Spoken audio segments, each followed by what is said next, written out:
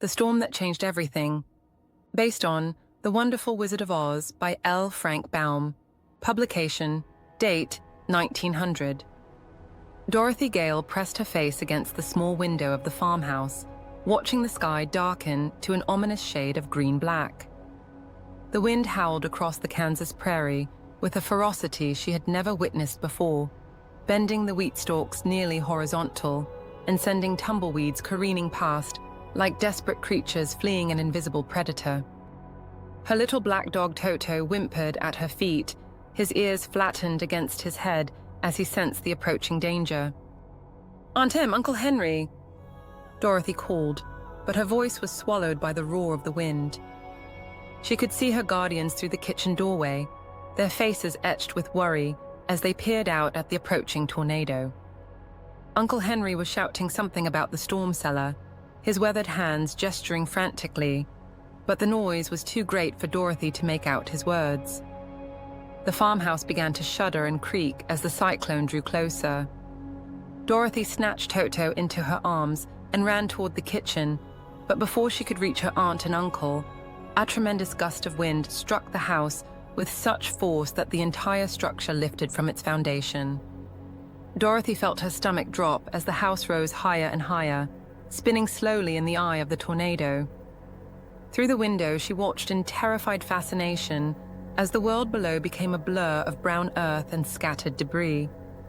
Chickens flew past the window, their wings spread wide as they were carried along by the wind. A cow sailed by, mooing plaintively as it tumbled through the air.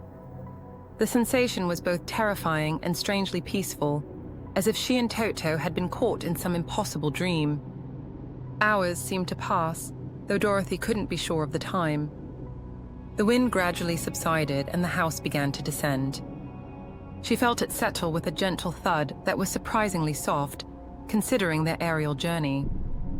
The sudden silence was almost as startling as the storm had been. Dorothy cautiously opened the front door and gasped at the sight that greeted her.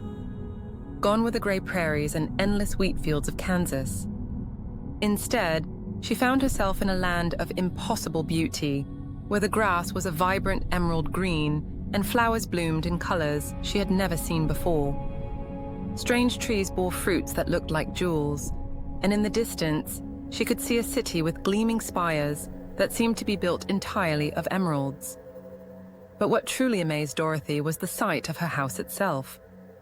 It had landed squarely on top of something that appeared to have been wearing silver shoes, for she could see two pointed feet sticking out from beneath the structure. As she stared in horror and confusion, a group of the most peculiar people she had ever seen approached her. They were no taller than children, but their faces were those of adults, kind and weathered by time. They wore pointed hats, and their clothes were all of the same blue color, from their shoes to their coats.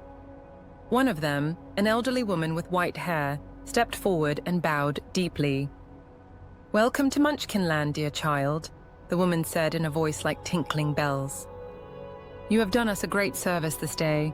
Your house has killed the Wicked Witch of the East, and we are forever grateful." Dorothy stared at the woman in bewilderment. "Killed? But I didn't mean to kill anyone. I just want to go home to Kansas. Can you help me?" The old woman's expression grew thoughtful. "Kansas? I'm afraid I've never heard of such a place. But perhaps the wonderful Wizard of Oz could help you. He lives in the Emerald City, far down the yellow brick road." As if summoned by her words, a shimmering path of golden bricks appeared, stretching into the distance toward the gleaming green city. Dorothy looked down at Toto, who wagged his tail as if this magical land was exactly where he had always wanted to be. "The yellow brick road," Dorothy whispered, taking her first tentative step onto the gleaming path that would lead her into adventures beyond her wildest imagination.